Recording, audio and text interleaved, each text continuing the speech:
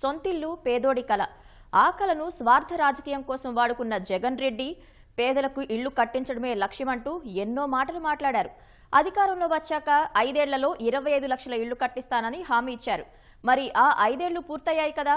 ఆయన చెప్పినట్లు 25 లక్షల ఇళ్ల నిర్మాణం జరిగిందా? వైకాపా పాలనలో ఒక్క పేదవాడికైనా ఇల్లు అందిందా అంటే లేదనే చెప్పాలి. 5 ఏళ్లు దోచుకోవడం, దాచుకోవడంపైనే దృష్టి సారించిన సీఎం జగన్ ఏనాడు పేదల్ని పట్టించుకున్న పాపాన పోలేదు. ఆర్భాటాలు తప్ప ఫలితాలు శూన్యం. తెదేపా హయాంలో నిర్మించిన ఇళ్లనైనా పేదలకు పంపిణీ చేశాడా అంటే అది లేదు. వాటిని అందించిన పేదల సొంతింటి కల సాకారమయ్యేది. కానీ ఆ దిశగా చర్యలు తీసుకోలేదు. ఇళ్లు కాదు ఊళ్లే నిర్మిస్తామని జగన్ చేసిన ప్రకటనలు నవ్వుల పాలయ్యాయి. ఇలా జగన్ రెడ్డి 5 ఏళ్ల పాలనలో పేదోడి సొంతింటి కల కలగానే మిగిలింది. ఇదే హామీతో మరోసారి ఎన్నికలకు సిద్ధమైన జగన్ రెడ్డి పేదలను ఏ మొహం పెట్టుకుని ఓట్లడుగుతాడు? 5 ఏళ్లలో ఇళ్లివ్వని జగన్ను ఈసారి ప్రజలు ఎలా నమ్ముతారు?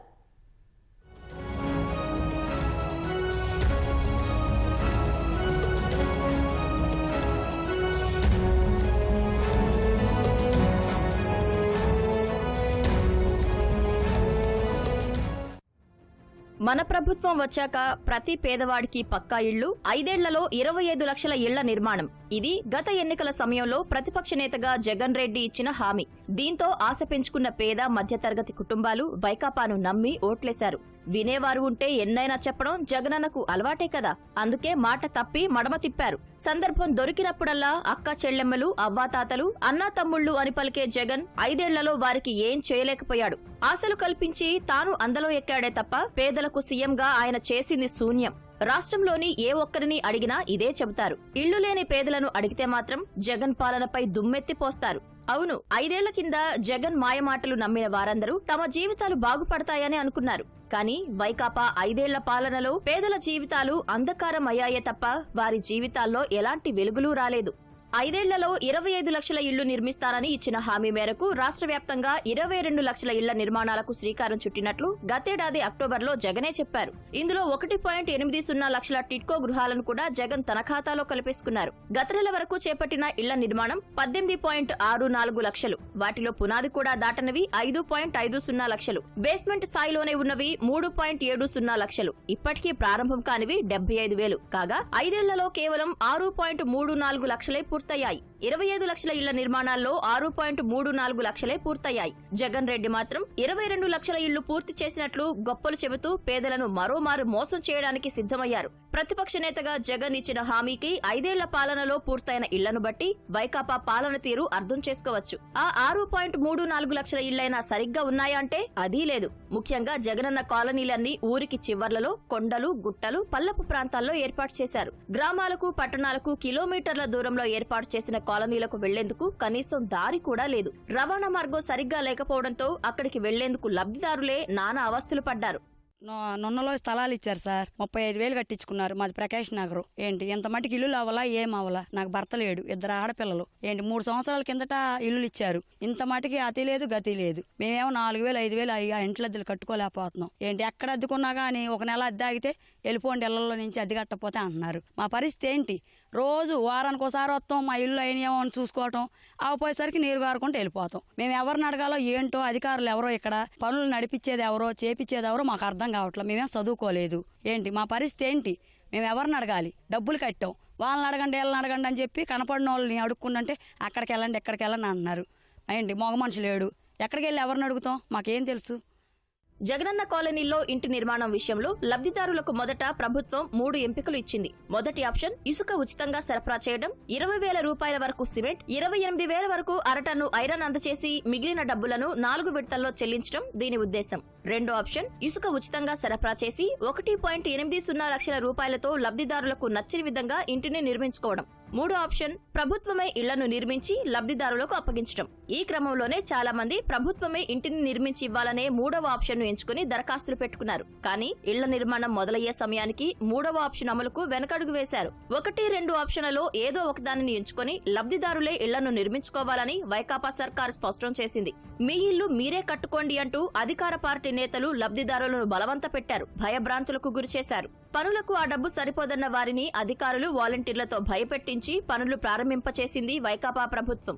వైకాపా నేతల బెదిరింపులు, ప్రభుత్వ వేధింపులు భరించలేక మంజూరైన ఇల్లు ఎక్కడ పోతుందోననే భయంతో కొందరు అప్పో చేసి నిర్మాణాలు చేపట్టారు. చాలా మంది వడ్డీలకు తెచ్చి ఇళ్లు పూర్తి చేసుకుని 5 లక్షల నుంచి 7 లక్షల రూపాయల వరకు అప్పుల ఊబిలో కూరుకుపోయారు. ఇంటి నిర్మాణానికి చేసిన అప్పు తీర్చలేక ఏలూరులో ఓ లబ్ధిదారు భర్త మల్లికార్జునరావు ఆత్మహత్య చేసుకున్నారు. ఈ చట్రంలో ఇరుక్కున్న వారి దుర్భర పరిస్థితులకు నిదర్శనమిది. మరికొందరు ప్రభుత్వ ఒత్తిడి భరించలేక ఇంటి పట్టాలను తక్కువ ధరకే ఇతరులకు అమ్ముకున్నారు. దీన్ని ఆసరాగా తీసుకుని కొన్ని చోట్ల వైకాపా నేతలే జగనన్న కాలనీల్లో గద్దల్లావాలి స్థిరాస్తి వ్యాపారానికి తెరతీశారు. ఇలా జగనన్న కాలనీల్లో కట్టిన ఇళ్లవారి కంటే జగనన్న కాలనీలో మాకు ఇళ్లొద్దు బాబోయ్ అంటూ పారిపోయిన వారే అధిక సంఖ్యలో ఉన్నారు. అయినా వీరి కోసం ప్రభుత్వం ఎలాంటి చర్యలు తీసుకోకపోవడం శోచనీయం. గృహ నిర్మాణాల విషయంలో జగనన్న లేఅవుట్లతో పోలిస్తే సొంత స్థలాలు కలిగిన లబ్ధిదారులు ముందంజలో ఉన్నారు. ఎందుకీ పరిస్థితి నెలకొందంటే ఇందుకు అనేక కారణాలు ఉన్నాయి. జగనన్న లేఅవుట్లలో కనీస మౌలిక సదుపాయాలు లేవు. నేటికి చాలా చోట్ల రహదారులు, కాలువలు నిర్మించలేదు. విద్యుత్తు, తాగునీటి సౌకర్యం కూడా లేదు. గృహ నిర్మాణ మెటీరియల్ తెచ్చుకోవడానికి లబ్ధిదారులు ఇబ్బంది పడాల్సి వస్తోంది. ఈ లేఅవుట్లన్నీ గ్రామీణ, పట్టణ ప్రాంతాలకు శివారు, కొండలు, గుట్టల్లో నివాసయోగ్యం కాని స్థలాల్లో ఏర్పాటు చేసినవి. మరోవైపు జగనన్న లేఅవుట్లలో స్థలాలు పొందిన వారిలో అత్యధికులు నిరుపేదలే. సొంత సొమ్ముతో పునాదులు కూడా నిర్మించుకోలేని పరిస్థితి. దీంతో సర్కారు ఎలాగైనా ఇళ్లు నిర్మిస్తుందని సంబరపడ్డారు. సొంతింటి కల నెరవేరుతుందని భావించి దరఖాస్తులు కూడా చేసుకున్నారు. అయితే స్థలాల పంపిణీ తర్వాత ప్రభుత్వం మాట మార్చడంతో పేద, మధ్యతరగతి వర్గాల ఆశలు నీరుగారాయి. మాకు 3 సంవత్సరాల క్రితమే ఇచ్చారు పట్టాలు. అయితే మాకు మరి కట్టిస్తామన్నారు, కట్టిలేదు. మరి 35,000 ఏమో కట్టించుకున్నారు, కానీ మరి మాకేమో మరి ఏం కట్టించలేదు. వాలంటీర్లు అడిగితే వెళ్ళి చూసుకోరండి అమ్మ, కడుతున్నారు, డిసెంబర్లో కల్లా అయిపోతాయి అని చెప్పారు. ఏం అవ్వలేదు. వారానికి ఒకసారి అలాగ వచ్చి చూసుకుంటాం. ఎవరు కట్టేవాళ్ళు లేరు సార్. ఎవరిని అడగాలో తెలియదు మాకు. 35,000 అయితే కడితే మీ డబ్బులు మీకు మొత్తం కట్టేసి ఇస్తామని చెప్పారు. అసలు ఏం కట్టలేదు. మరి ఆ లోపల్లో వచ్చింది ఇల్లు. అయితే జగనన్న కట్టిస్తామని మా చేత 35,000 కట్టించుకున్నారు. అయితే రేపు డిసెంబర్ కల్లా రెడీ అవుతాయి అంటున్నారని వస్తున్నాం. వారం వస్తున్నాం, చూసుకుంటున్నాం, వెళ్తున్నాం. మాకు ఎంత మట్టుకు ఏమీ జరగలేదు ఇక్కడ. వెళ్ళి చూస్తమే కానీ ఆ బేస్ మట్టాలు చూసుకొని వెళ్ళిపోవటమే. అది పరిస్థితి. జగనన్న కాలనీల నిర్మాణంలో మాట మార్చి పేదలకు సొంతింటిని అందించడంలో విఫలమైన జగన్ రెడ్డి గత ప్రభుత్వంలో నిర్మించిన టిట్కో ఇళ్లనైనా పంపిణీ చేశాడంటే అదీ లేదు. 1,000 కోట్ల విలువైన ప్రజాధనంతో నిర్మించిన గృహాలను దిక్కుమొక్కు లేకుండా వదిలేశారు. అప్పట్లో తెదేపా ప్రభుత్వం 3.13 లక్షల గృహాల నిర్మాణాలను చేపట్టింది. గృహాలకు స్థల సేకరణ నుంచి లబ్ధిదారుల ఎంపిక, కేంద్రం అనుమతులు, మౌలిక వస్తువుల ప్రణాళిక వరకు అన్ని తెదేపా ప్రభుత్వమే పూర్తి చేసింది. పేదలపై జగన్ ఎంత కర్కశంగా వ్యవహరించారో చెప్పేందుకు టిట్కో ఇళ్ల రద్దు ఉదంతమే నిదర్శనం. జగన్ అధికారంలోకి రాగానే 51,000 ఇళ్లను రద్దు చేశారు. 2.62 లక్షల ఇళ్లను పూర్తి చేయనున్నట్లు ప్రకటించారు. 2.62 లక్షల గృహాల్లోని 1.50 లక్షల ఇళ్లకు సంబంధించిన పనులు 75 నుంచి 100% వరకు గత ప్రభుత్వంలోనే పూర్తయ్యాయి. జగన్ కు నిజంగా పేదలపై మమకారం ఉంటే టిట్కో గృహాలన్నింటినీ ఏడాదిలోగే పూర్తి చేసి వాటిని అందించి ఉండొచ్చు. కానీ 5 ఏళ్లైనా ఆ పని చేయలేదు. ఎందుకంటే పేదలు, మధ్యతరగతి వారిని తన స్వార్థ రాజకీయం కోసం వాడుకోవడమే తప్ప వారికి మేలు చేయాలనే ఆలోచన జగన్ రెడ్డికి లేకపోవడమే అని లబ్ధిదారులు చెబుతున్నారు. ఇప్పటికి 50,000 కట్టానండి. ఇంతవరకు నాకు టిట్కో ఇల్లు అనేది ఇంతవరకు నేను లబ్ధి పొందలేదండి. పొందపోయేసరికి వాళ్ళు ఫోన్లు చేస్తున్నారు, మీకు ఇస్తాం రండి, సంతకాలు రిజిస్ట్రేషన్ చేయండి అని చెప్పి వెళ్ళారు. మా మమ్మీ గారు వెళ్ళి రిజిస్ట్రేషన్ సంతకాలు చేసి వచ్చారు బ్యాంక్కి వెళ్ళి. ఇంతవరకు ఏదీ లేదండి. మరి 7 ఏళ్ల నుంచి చెప్తున్నారు. చంద్రబాబు నాయుడు గారు ప్రభుత్వంలో పెట్టుకున్నాం, అప్పుడు వచ్చింది, ఇంతవరకు రాలేదు. మళ్ళీ జగన్ ప్రభుత్వంలో వచ్చింది కానీ ఇంతవరకు ఇవ్వలేదండి. ఇదిగో ఇస్తాం, అదిగో ఇస్తాం అంటున్నారు. చంద్రబాబు గారు ఉండగా టిట్కో ఇళ్ళు ఇస్తామని చెప్పి చూపించారు. అన్నీ అయినాయి, బ్యాంక్ లోన్ వస్తుందని చెప్పారు. ఈ ప్రభుత్వం వచ్చిన తర్వాత మాకు ఇళ్ళు చూపించింది లేదు. అసలు బ్యాంక్ వాళ్ళ దగ్గరికి వెళ్తేనేమో బ్యాంక్ వాళ్ళు లోన్ ఇవ్వమంటున్నారు. ఏంటి రీజను అని అంటే, మీకు ఏదో ప్రాబ్లం ఉందండి, మేము లోన్ రాదు అని చెప్పారండి. లోన్ రాకపోతే మరి 3 లక్షలు 4 లక్షలు కట్టాలంటే మేము కట్టలేం కదా, అద్దెళ్లలో ఉంటున్నాము. అదే సొంత ఇళ్ళు అధికారులు అడిగితే ఇప్పుడు ప్రభుత్వం వాళ్ళదిగమ్మా, చూస్తున్నాం మేము కూడాను అని చెప్తున్నారు సార్. ఇప్పుడున్న ప్రభుత్వం అధికారులు అయితే అసలు ఏం పట్టించుకోవట్లేదు. అసలు ఆ ఇళ్ళు ఊసే లేదు. అసలు రాష్ట్ర ప్రభుత్వం ఆర్భాటంగా జగనన్న ఇల్లు అని ప్రకటనలు చేయటం తప్ప చేసేది మాత్రం చాలా స్వల్పం. ఇళ్ల స్థలాలు కాగితాలు ఇచ్చిన దగ్గర కూడా ఇళ్ల నిర్మాణాలు జరగల, సగంలో ఆగిపోయినాయి. ఈ ఇళ్లే కాదు, గతంలో నిర్మించిన టిట్కో ఇళ్లు కూడా, పూర్తయిన ఇళ్లు కూడా కేటాయించడానికి ప్రభుత్వానికి చేతులు రావటంలా. కేంద్రం ఇచ్చిన నిధులను కూడా రాష్ట్ర ప్రభుత్వం అదనంగా నిధులు ఇవ్వాల్సింది పోయి ఆ నిధులను కూడా మళ్లిస్తున్నట్టుగా వార్తలు వస్తున్నాయి.